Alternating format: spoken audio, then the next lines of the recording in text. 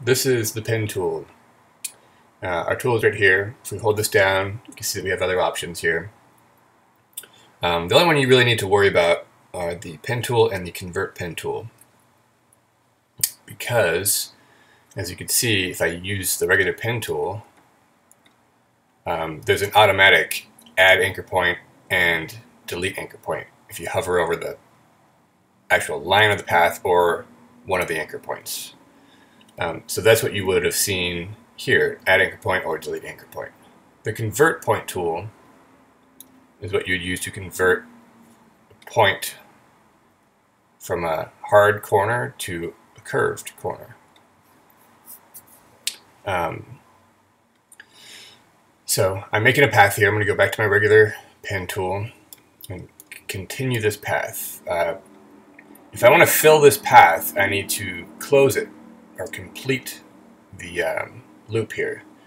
And when I get to the first anchor point that I laid down, if I hover over that, you'll see that little circle appears. If I just click down on it, then it completes the path.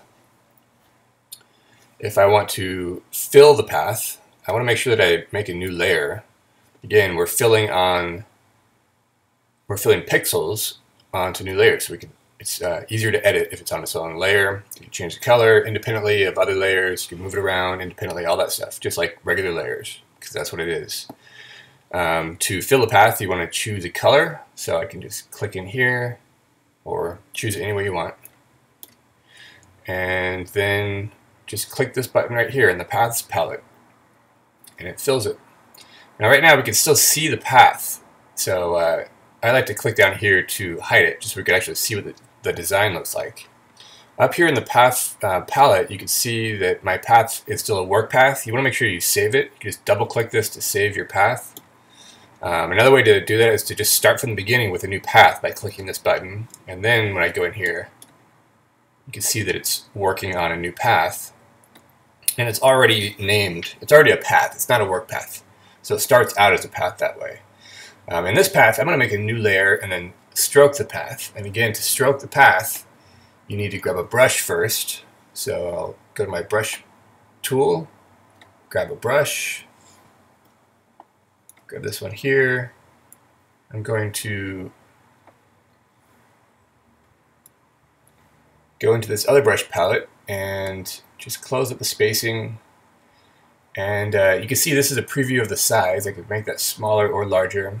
I'm going to choose a different color this time. Choose this color, and I'm going to go back to my path palette, and this time I'm going to click this button right here.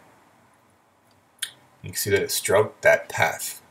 Again, I could click down here below the paths in the path palette and to hide the path temporarily.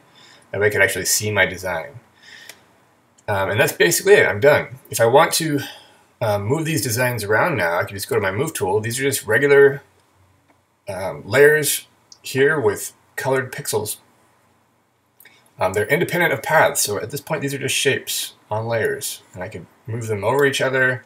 If I rearrange my layers, like so, it acts just like a regular layer would if I had just made a selection and painted it in, or just painted the shape or whatever. So again, paths are independent of layers. If I want to see those paths again, I just click on the path and it's in its original position. I can make a new layer, change the color again, fill the path again. Now I just have a duplicate of what I just did. And again, on that same path, I could make a new layer and change the color again, and then stroke the path. And this time I didn't choose a brush first, so there was like a really small little brush as a default probably. If we hide this path and then zoom in, you'll see that it actually did stroke that path, but it was a really tiny little brush. And this document that I'm working on is really small, so you can see that it looks pixelated, but that's just because there aren't very many pixels in the image. But it did indeed stroke the path. It's on its own layer.